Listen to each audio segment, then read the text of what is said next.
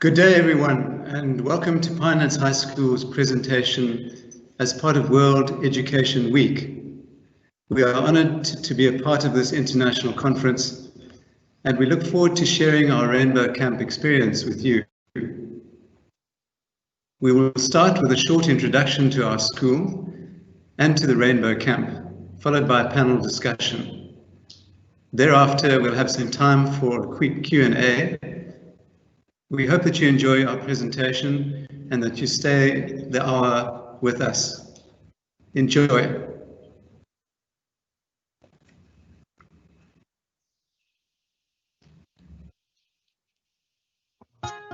Rainbow Camp at Pinelands High School. Pinelands High School is a public high school situated in the suburb of Pinelands, Cape Town, South Africa. We are strongly motivated and guided by our mission. We strive to be a world-class school rooted in Africa that facilitates a quality all-round education in a caring and disciplined environment. Our catchwords, excellence, leadership, and innovation ensure that we remain a school with an aspirational ethos which prepares young people for successful and fulfilled adult lives. We are a diverse school that embraces difference, is open to change, and equips our teenagers with a real-world experience.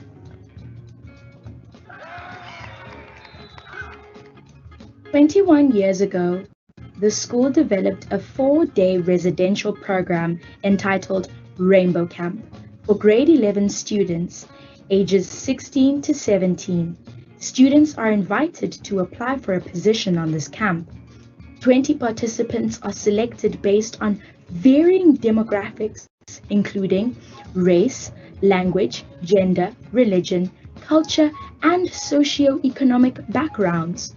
The school runs 2 Rainbow Camps a year. The program's content focuses on personal growth and development within the context of a multicultural and diverse society. A robust and challenging environment is created in which bias and stereotypes are unpacked, and anti-racism and other isms are probed. Privilege is acknowledged, and students develop compassion and build connectedness, or Ubuntu, I am because we are, an African philosophy where the individual self can only be whole in the context of the community.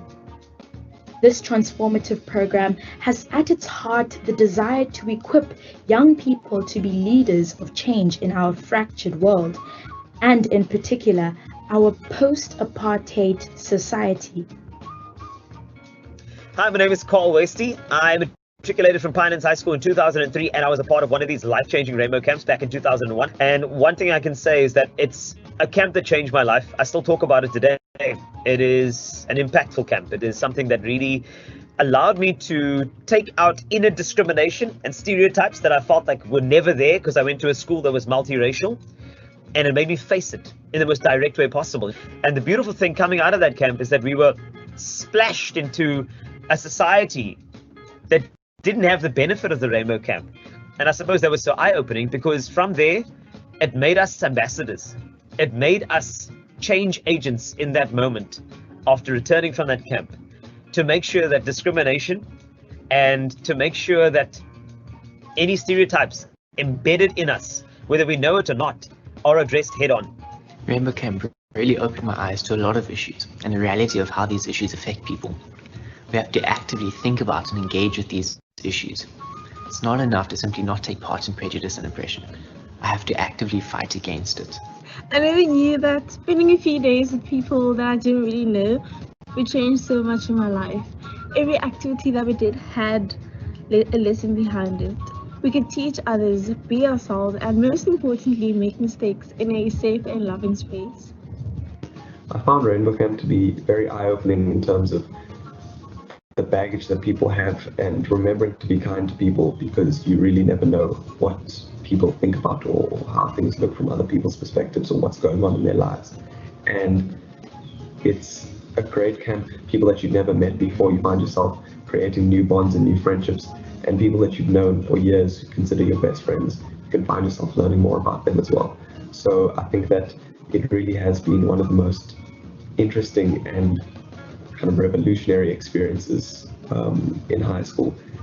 And I really think everyone should go on it, if not to learn more about yourself and to learn more about others. It's fun. There's a lot of raw emotion. I am so thankful for that Pinelands High School experience, the Rainbow Camp. If you want to change the world, it starts with those little moments. And it's one of the moments from my old school that I still love so much that I'll never ever forget. Thank you for joining us today, and welcome to our live panel discussion.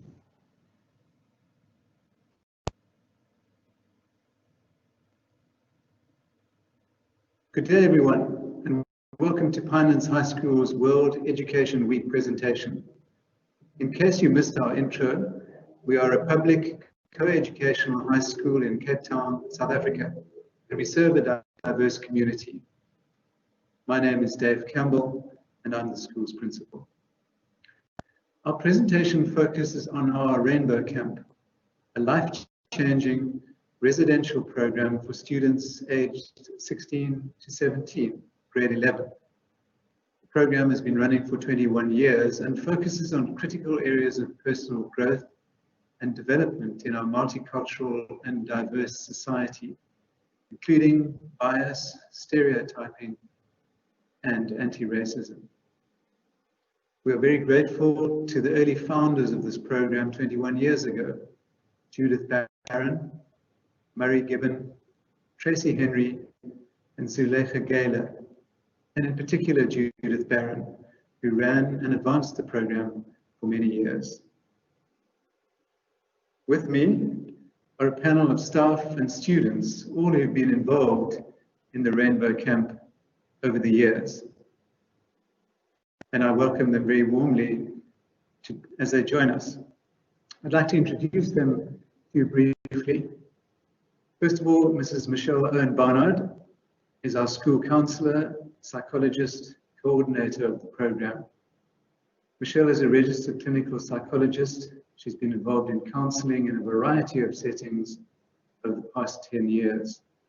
She attended Rainbow Camp as a Pinelands High School student and now has the privilege of managing and facilitating this experience for others. Mr. Abdul Gumith Peterson is a teacher and a facilitator on the program. He's taught in a range of educational settings from rural Limpopo to suburban Cape Town. He's currently the chairperson of the Compassion Centered Network and has a passion for social justice. Abdul is in charge of the school's LGBT+ society and has facilitated Rainbow Camps for 6 years. Mr. Sibusiso Kwesha is a teacher and facilitator on the program. Sibu has a master's degree in chemistry and a passion for teaching and passing on his love of learning to students, particularly those from disadvantaged backgrounds. His teaching experience includes working for Axiom Education in the rural Eastern Cape. Luko Jabu is in grade 11 and attended a Rainbow Camp earlier in the year before lockdown. She's a keen sports person, particularly enjoying netball and basketball. She loves poetry and songwriting and enjoys engaging with people from a wide variety of cultures and groups. She thrives on the challenge of leadership. Christopher Hawker-Jeering is in his final year at school and attended a Rainbow Camp over a year ago. Chris has a huge passion for the dramatic arts and intends using that passion to go forward in life and to teach the arts to others. His positive energy and care for others is highly valued in his role as a peer mentor at our school, where he looks after younger students. And then Khadija Soni is also in her final year at school and attended a Rainbow Camp over a year ago. She comes from a large family and has 5 siblings. She loves literature and art and plans to be a freelance digital artist animator in the future. She always enjoys engaging with others and loves connecting with diverse groups of people. Khadija serves on the committee of the Muslim Students Association at school. Welcome to all of our panelists. So let's get straight to the discussion. One of the secrets to the success of our Rainbow Camp is that it takes place in what we would call an island situation. Facilitators and participants are isolated from the world for 4 days. Abdul, as one of our very experienced facilitators, how would you say that this island situation creates the right environment for the Rainbow Camp to be more impactful?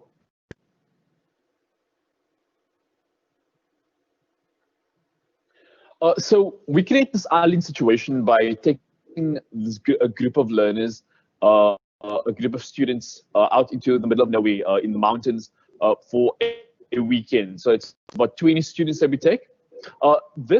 Taking them out of this, out into the middle of nowhere where it's just themselves and us as facilitators, it creates a space. We create a space that is conducive for honesty and for open discussion, and we do this through a number of strategies. The first step in doing that is that we start the process by establishing ground rules. Ground rules such as not mentioning specific names of people when speaking about hypothetical situations, and also ground rules where they withhold judgment. They do not pass judgment on anything that is being said on camp. In this way, camp becomes almost a social laboratory where they apply to particular situations, or they can take their own experiences and share it with others and apply to those apply to the stories that others are telling them. And in this way, they get to find out how they feel and how others feel about their experiences and about other experiences as well. From this point onwards, students are also not allowed to communicate outside of camp. So we tell them not to bring any cell phones with them, and we also don't allow them to have any watches with them. In this way, they cannot be distracted constraints either.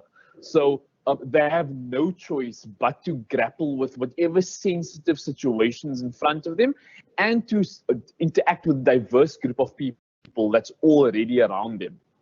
Throughout camp, we're always reminding students regularly about these ground rules and encouraging them to ask questions, even just for clarity's sake. I mean, in any other setting, such as at home or at school, sometimes asking a question about someone's demographic, about their culture, or about their religion, or about their race or background, sometimes those questions might seem almost taboo.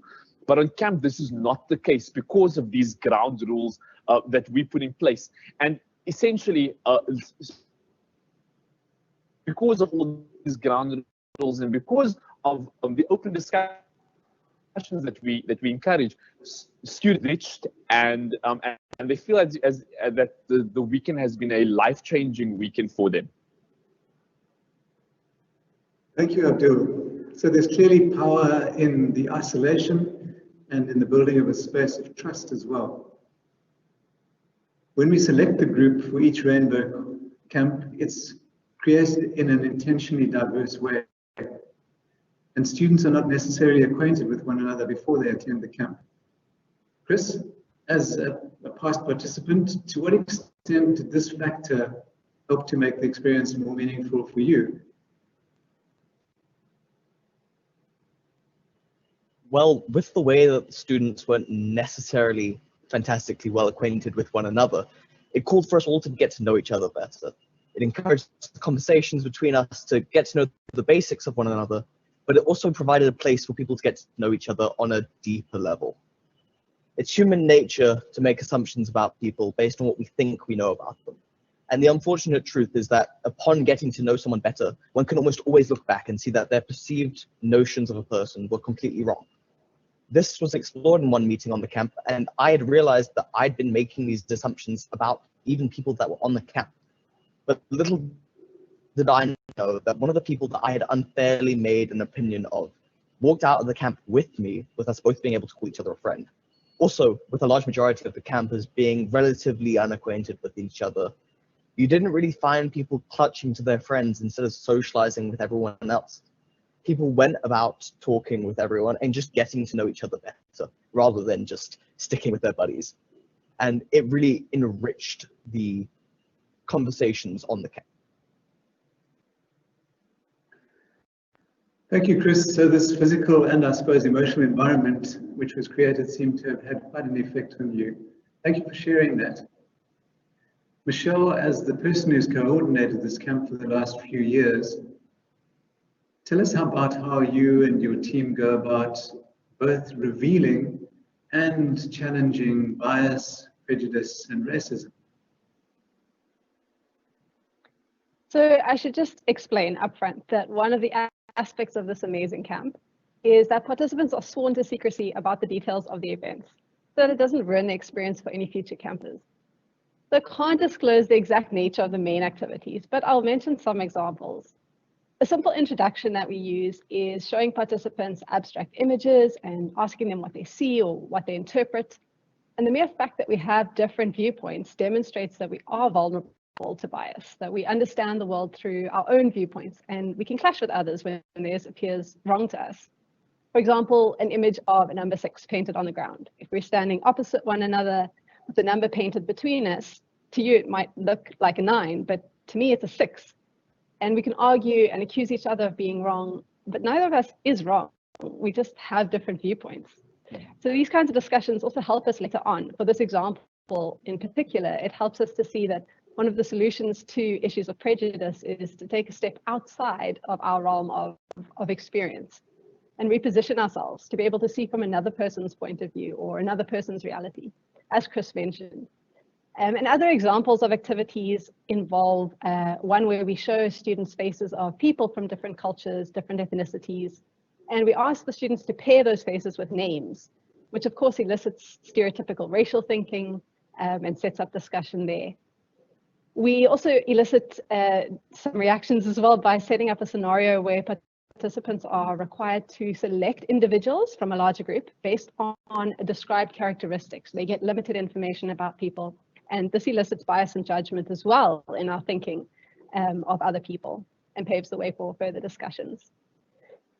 So we use team activities quite a lot as well, and without sharing too much, those team activities really do bring out all sorts of other reactions and other emotions, which gets us talking quite in depth.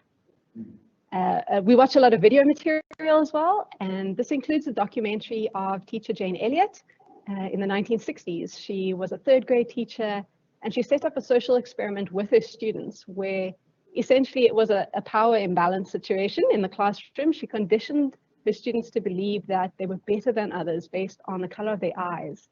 And it's really fascinating for our campus to see how those young children internalized this and started to treat their peers differently, badly, simply because their eye color was not the same.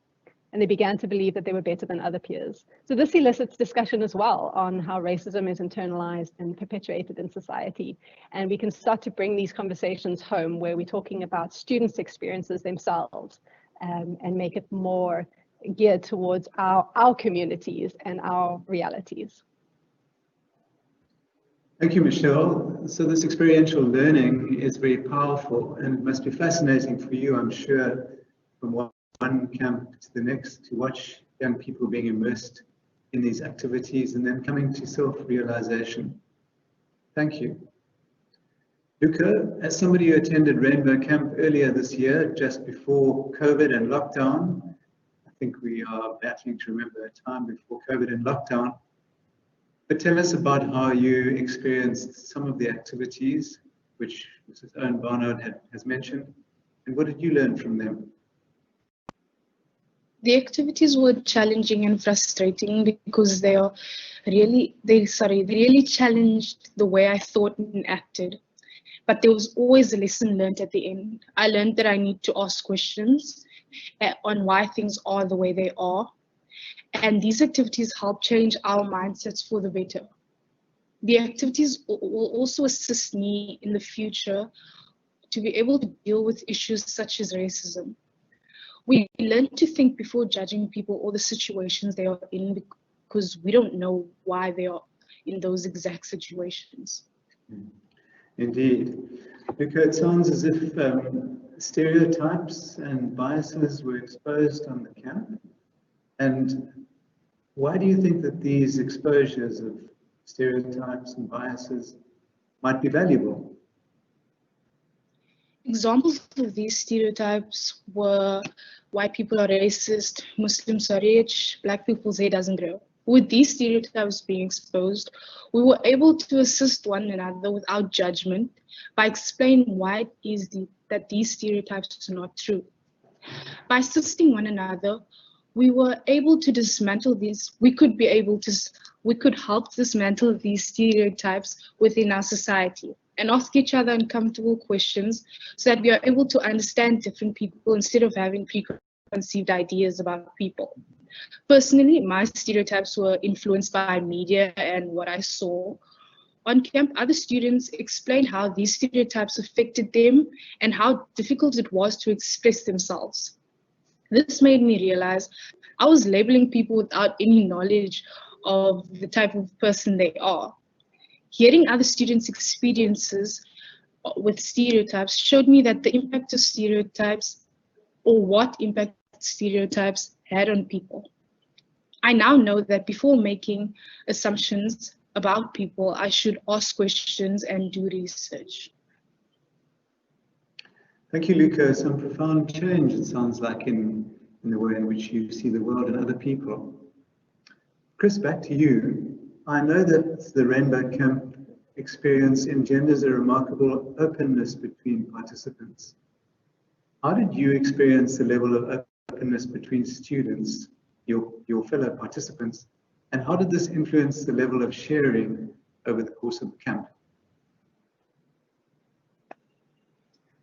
Well, while there were set sessions for discussions as a group throughout the camp, there was also a fairly large amount of free time in which most of us just used it to talk to each other, and get to know each other better.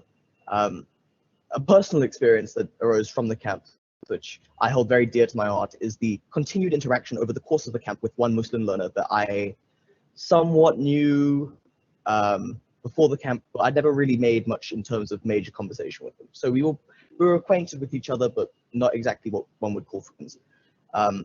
And personally, I'm a Christian, and I came to the camp knowing very little about the Islamic faith. However, throughout the camp, we spoke quite a lot about our respective faiths, and we educated each other on the values and the beliefs of our own religions. This camp allowed me to learn a lot more about other cultures and religions outside of my own, and it gave me a space to step out of my own bubble, to learn, and in turn to teach. This experience helped me form a bond between myself and this other learner, and we remain friends to this day, and I can't thank Rainbow Camp enough for that. So, yeah. Thank you, Chris. I love that. To learn and in turn to teach. That's profound. I'm sure that some of these thoughts are very helpful to our audience, and in particular those who run similar programs or would like to start something similar. One of the program's focuses is to encourage open discussion around diversity and privilege in order to appreciate and understand these concepts. As a facilitator, Sibu, how did you experience the students' engagement in discussions around diversity and privilege? It was great seeing students from different races engage in such constructive dialogue about diversity and privilege. South Africa is a highly diverse country, and therefore it is essential to have these discussions. At the beginning of the camp, students had difficulties in exchanging ideas and opinions about diversity and privilege, as this could be a source of discomfort to many. After taking part in some activities to unpack the advantages of privilege and looking at a few examples addressing these issues, they were able to engage meaningfully in these difficult discussions. Thank you. Thank you, Sibu. So the movement from discomfort to meaningful engagement. Khadija, as a participant, how did your understanding of diversity grow during the camp and perhaps in the time thereafter? So until the age of 8, I had lived and gone to school in an area predominantly made of people of the same racial group as me. It was only when I moved to a different area and school did I interact with children who were from different racial and cultural groups as me, from me. And I was introduced to the concept of diversity.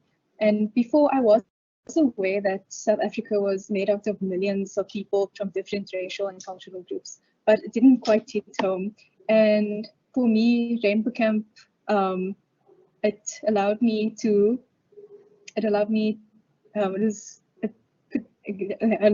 put this knowledge that South Africa was made out of different groups. It allowed me to put that knowledge into context, because I was able to have free discussions with other kids from different racial and cultural groups.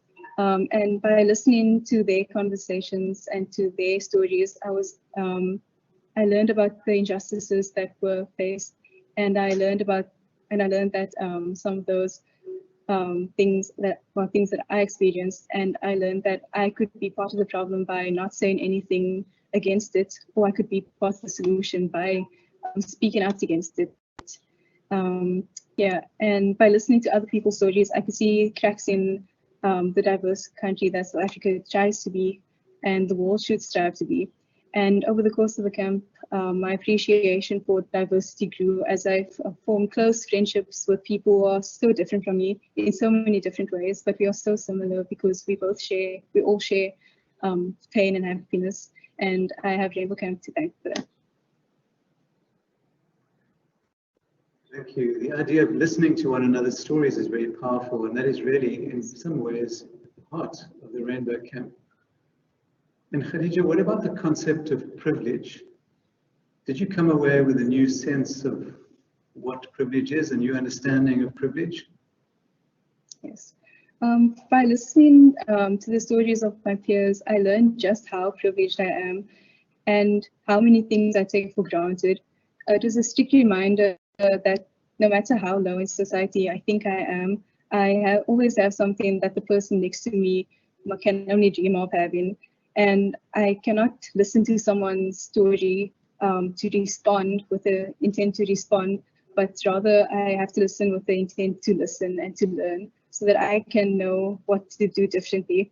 I learned that there's so much disparity, not between different racial groups, not only between different racial groups, but also within the same racial and cultural groups. And it just made me more dedicated when I came back to the real world. It made me more aware of these differences, and I became more sympathetic and more empathetic to those around me when listening. Yes. So. Thank you. I like your idea of coming back into the real world after this island situation and becoming more empathetic and sympathetic. Thank you. It seems as though the camp was a transformative experience for you, Khadija. Thank you for sharing that. In education, one often wonders how to maintain the momentum after a learning experience. Abdul, what are some of the everyday strategies that we or others could put into place, or about which we could be more intentional in our lives, in our schools, in our communities? I think it's important first to say that that it's not just the students who leave Rainbow Camp having taken lessons and having been transformed or found new strategies to cope in the world. We as facilitators, we leave Rainbow Camp feeling the same way as well. I want to talk about two things that we do on camp, but that I've also put into my everyday life. That really has changed the way that I view the world, and that I think can help many people to do the same. One aspect of Rainbow Camp that is crucial is that we expect learners, we expect the students and the participants at the end of every day to keep a journal and to think about what happened during the day and to reflect. So what I do is, my personal method is by keeping a journal and writing down my views, my ideas, my anxieties or frustrations about whatever is happening in the world, whatever is happening around me. And as I mentioned, we do this on campus. We encourage students to do this, and I've noticed that when I do it, it really helps me. It helps me to grow my sense of empathy for people around me and for myself, and for the world. Another important journal activity that can be done is also thinking about how we react to particular situations, whether we become frustrated or anxious or upset. And you can do this by reflecting in a journal, and this starts a kind of an internal dialogue where you can analyze your own responses to situations and think about maybe better ways to respond, and ask yourself, why do you respond to situations in that way?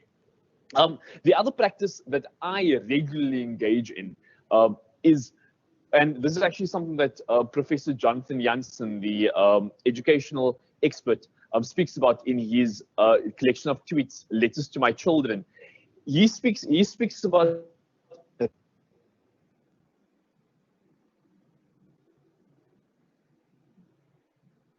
regularly attending the that whenever the more that I do this, the more as part of your own community, you see yourself as part of another community as well, because you're now attending a ceremony from another group, and you start seeing the similarities between your group and this other group. And the more that you do this, slowly these barriers that you believe has always existed between yourself and other people, they start to slowly disappear, and eventually you start seeing other people. You stop seeing people as being other, and you start seeing yourself as being just one individual, as part and part of many different groups of people. Thank you, Abdul. If we have time, we may be able to ask the panel to share a few more examples of how they've carried their learnings back into the school. What is fascinating is listening to the panel talk and how themes emerge, the theme of listening, of stories, of compassion, care for one another. It truly is a transformative time for them. Sibu, I'm going to come back to you. If one of the objectives is to encourage growth in young people, and we've heard from some of them how they've grown, and some not so young people as well, how do you think the Rainbow Camp achieves these objectives when it comes to understanding diversity on the one hand and privilege on the other?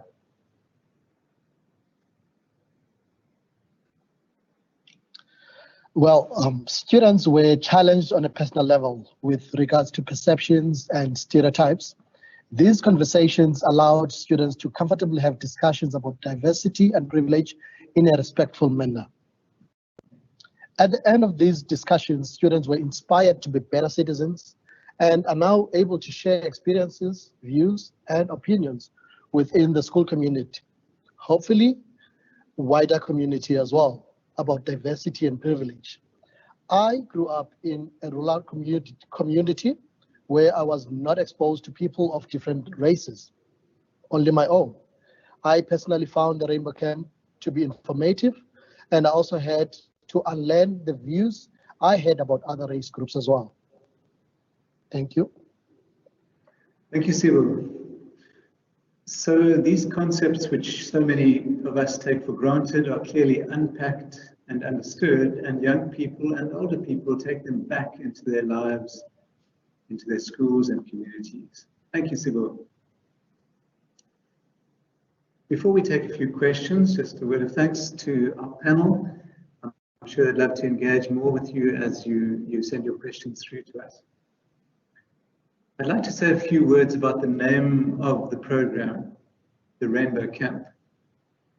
In the initial euphoric years after the end of apartheid and the dawn of democracy in the 1990s, in the mid-1990s, Archbishop Desmond Tutu, an iconic anti-apartheid figure, coined the phrase, the Rainbow Nation, to describe this new South Africa.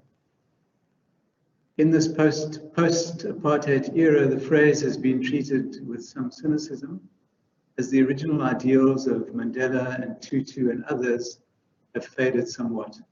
However, as a school, we've held onto the name as an ideal for which to strive. A diverse and yet united country.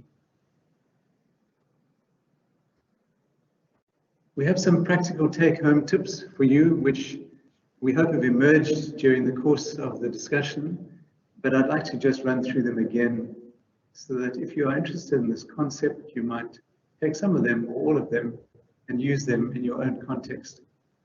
The first is the creation of a unique and intimate atmosphere and environment, the island situation. And this environment facilitates impactful learning. The second is open and respectful interpersonal sharing, developing that, and through that developing compassion between participants. The third is using experiential learning activities to reveal and to challenge bias, prejudice, and racism. The fourth, facilitate open communication around diversity and privilege in order to show difference and understanding of privilege. And fifthly, to brainstorm a variety of everyday strategies which can create interventions and facilitate change in the time after a camp as young people go back into their school and their communities. I see we have had some questions that have come through, and let me put them to the panel.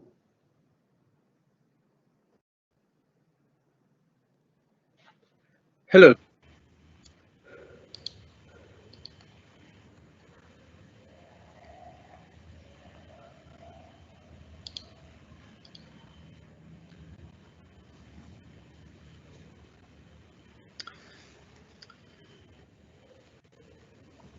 Michelle, let me start with you. As our program coordinator, is 4 days long enough to be truly transformative? Somebody is wondering about the length of the camp. Would more days be more beneficial?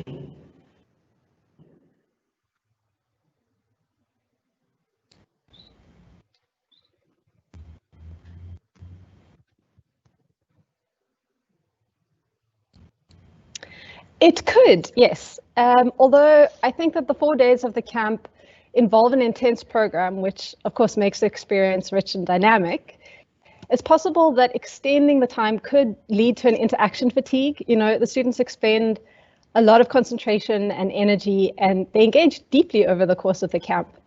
So I do believe that 4 days are a good amount of time to create an impactful experience. It leaves participants wanting a little bit more, which is a good thing. It gives them an opportunity to take the light of Rainbow Camp further with them on their personal lives. Recently, we've also introduced a mini reunion to the Rainbow Camp at the end of the year for both groups who went, and that helps to strengthen and refresh the lessons learned and the commitments that they made. So it extends the camp a little bit at the end of the year as well. Back to you, Mr. Campbell. Thank you. One of our questioners suggests they would like to hear more about the anti-racism work done on the program. Abdul, I'm asking you as an experienced facilitator, could you explore this a little bit more for us?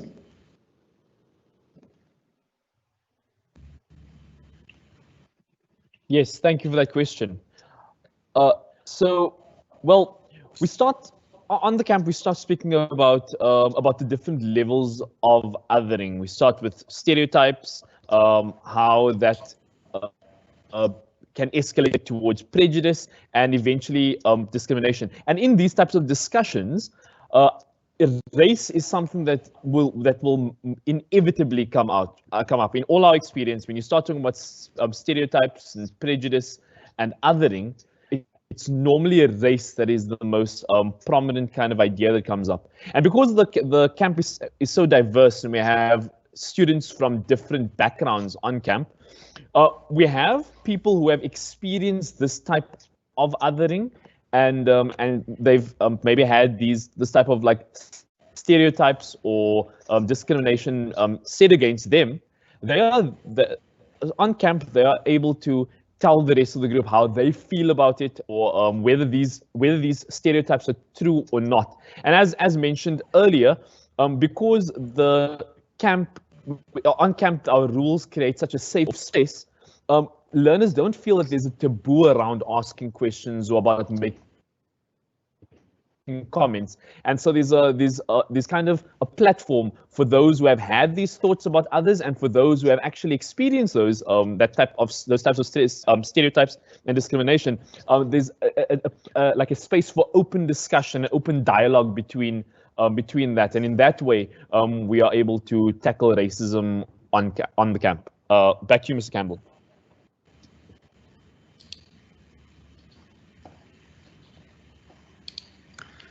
Thank you, Abdul. So there's a context, clearly, at Pinelands High School, a context of a very diverse environment.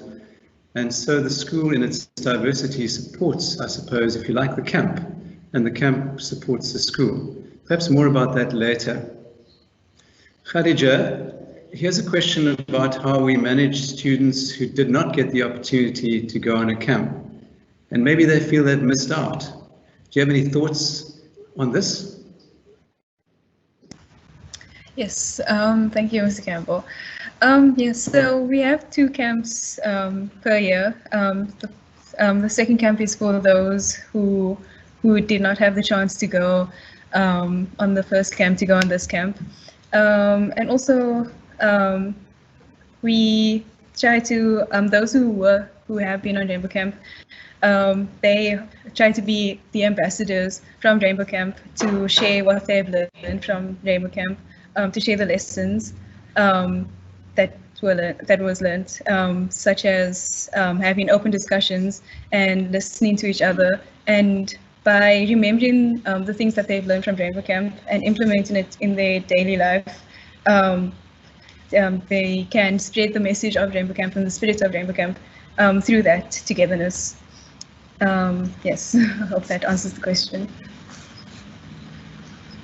Thank you, Khadija. Of course, we'd love to have many more camps, but as you can imagine, they are resource intensive, and we're a busy school. There's a question from one of the people who are participating this afternoon about what other programs in the school support the Rainbow Camp work.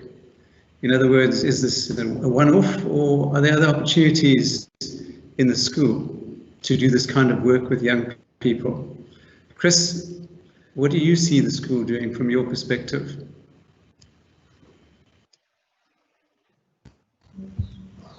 Well, obviously, as a school, we aren't just doing one camp and then that's it, and that's all you have towards this sort of lesson. There's a lot more to it. We start with the grade 8s, even as they start arriving at the school. Peer helpers and other leadership bodies lead a sort of orientation week for the grade 8s, in which we look at issues such as diversity and inclusivity. And then we have our entire life orientation program throughout the course of the high school.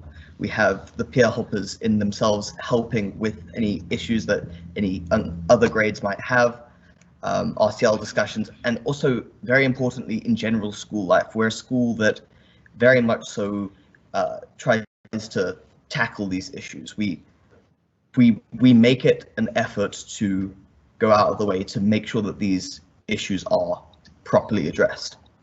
So I think that answers the question. So thank you.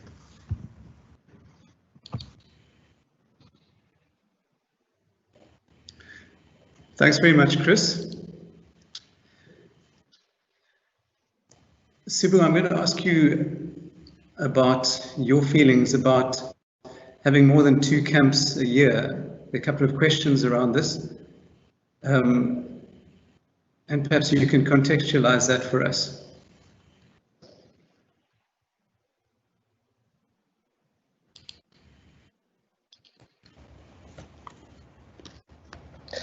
Thank you so much, Mr. Campbell. As with all the activities in the school. It is about finding the right balance. Both the staff members and the students have many demands on their time, and our academic program is at the center of what we do. I promise you we would love to offer more camps, but at this point, we feel that we are sufficiently extended. Thank you so much.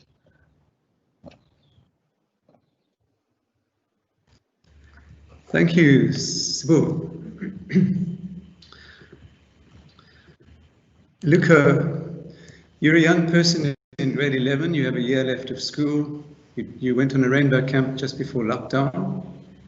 As you look ahead into your life, what do you think you may take into your adult life from the camp, and I guess from the school as well?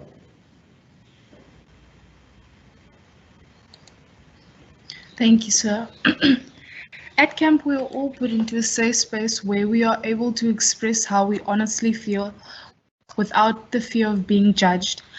I would like to provide a safe space where people are able to express themselves and not feel judged or feel like they are, not be judged or feel like they are being judged. Sorry.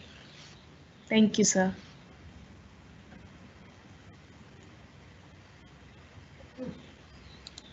Thank you, Luca. Fascinating question that's popped up, and I'm going to ask you, Abdul, if you could answer it. And the question is, how do you reduce stigma and discrimination against atheists, and how might the camp help to do that? Thank you so much for that question, Campbell. So on camp, what we do is we do our best to, because it's an open space where many different students from different walks of life come into the space, and because of this open discussions that we have, we show learners and we talk about the similarities and the differences between all viewpoints, between all world viewpoints. And in this way, by looking at these different similarities and differences between these different viewpoints, students are able to see that it doesn't matter whether you belong to a religion or whether you are atheist.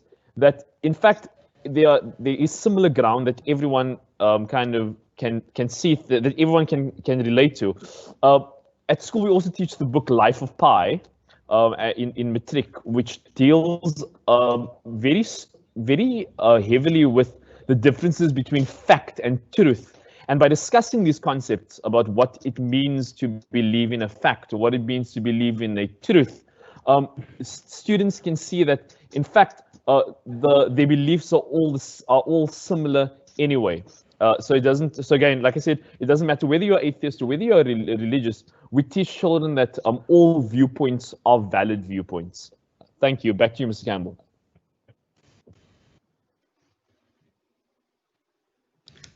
Thank you very much, Abdul. We have a couple of minutes left, and I'm going to turn to Michelle Owen-Barnard, who is our coordinator of the camp, and ask her, perhaps in summary, to say how somebody in another organization or in another school might go about putting together this kind of venture in a way which is going to make change in the school.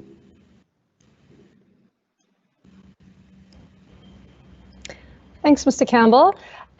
So definitely we are very keen to assist schools if they would like some help in setting up a similar type of experience. But the 5 take-homes that we've left you with, I would encourage, maybe we can just post them in text form as well, but setting up a scenario where an engaged group of students is going to be committed to learning from one another is the primary, is the essence of it. And so whether it's a camp or whether it's a 1-day, 2-day workshop to start with, but creating a space where conversations, the difficult conversations, can be had, creating a space where questions can be asked, and for me, the value of Rainbow Camp is those conversations combined with activities which actually really put you in a situation where you are stretched and where you are put into a situation where your emotion actually emerges and then you think about it, because that's what happens in life. So yes, we'd be very happy to assist schools with some of the practicalities that we use on camp. But I think the bottom line is creating a space where students are comfortable and committed and can engage in conversations and activities around these topics. That's important.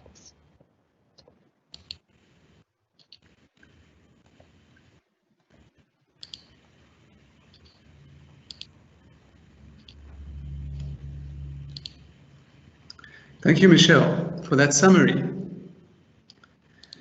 As we move towards the end, I would just like to say that as principal of the school, I am incredibly proud of this venture, which has been running for 20 years, and for the people who have perpetuated it over the years. And it's been wonderful to work with this panel of people as we have explored what the Rainbow Camp really means and tried to encapsulate it in 45 minutes of conversation. So a big thank you to our panelists and to you, our audience. We hope that you found some elements of what we have talked about to be helpful. And we hope that in some small way, we as a school, together with other schools across the world, can be agents of change in a world which is crying out for social justice and transformation. Thank you. Good afternoon, good night, or good morning, wherever you are.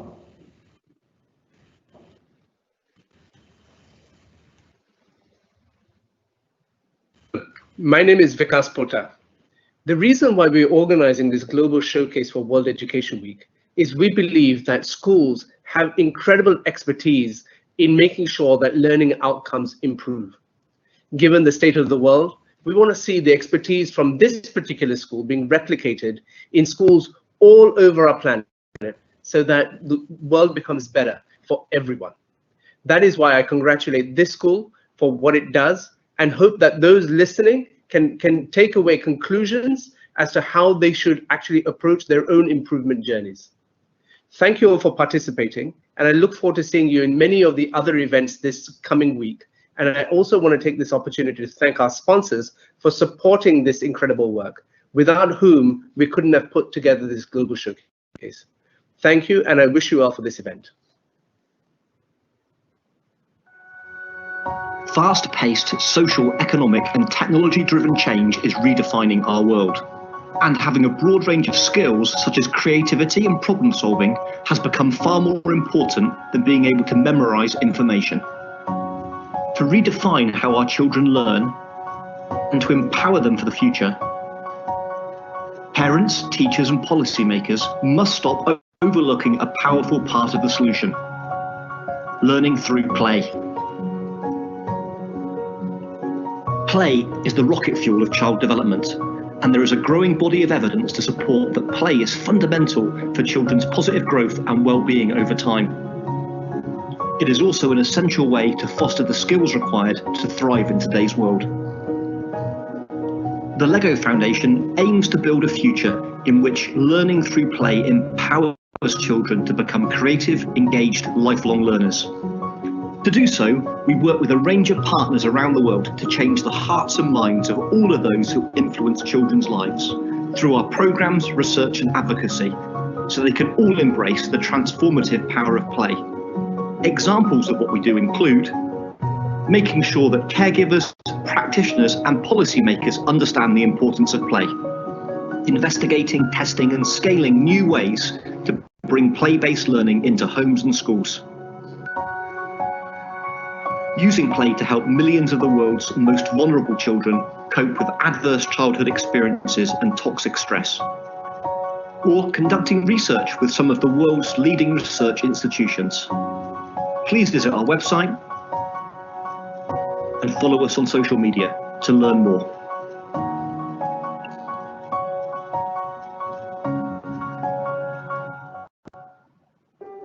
Language connects us all. It's how friendships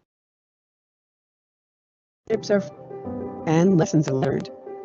Language is how we find understanding and express love. It's how we communicate our successes, both big and small. It lays the groundwork for learning and growth. And for an increasingly diverse student population, it can be the key to achievement in school and beyond.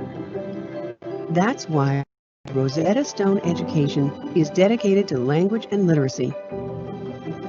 We offer solutions designed to support teachers and their emergent bilingual students, recognizing and celebrating the knowledge, culture, and languages they bring to our classrooms. Our products are founded on the adaptive blended learning model for individual needs, continuous progress monitoring for better learning outcomes, and culturally responsive pedagogies for more inclusive classrooms. With solutions aligned with proficiency standards, we support language learning while exploring academic subject areas, paving the way to better outcomes. Because for all of us, language is everything.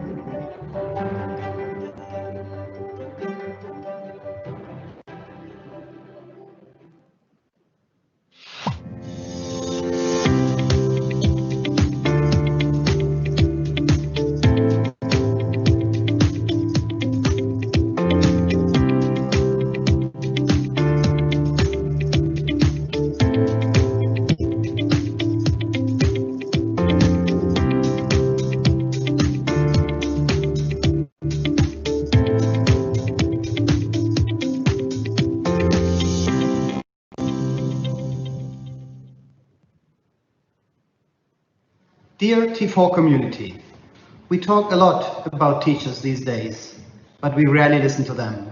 Therefore, I am truly excited to join the T4 World Education Week to hear from teachers and school leaders all over the world how we can impact learning together. I am particularly looking forward to the global showcase. 100 schools sharing their expertise and best practices, I believe, will be a huge motivation for other schools around the globe.